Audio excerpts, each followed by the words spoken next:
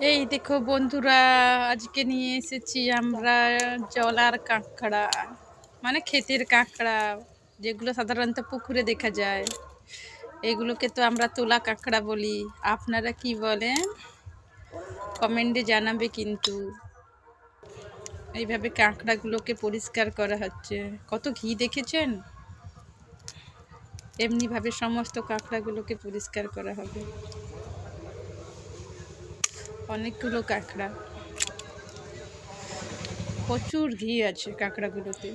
দেখেছেন কত কত ঘি বাড়াচ্ছে। এগুলো সাধারণত খাল বিলে দেখা যায় এই কাঁকড়াগুলো। এগুলো আমরা বিল পুকুর থেকে পেয়েছি।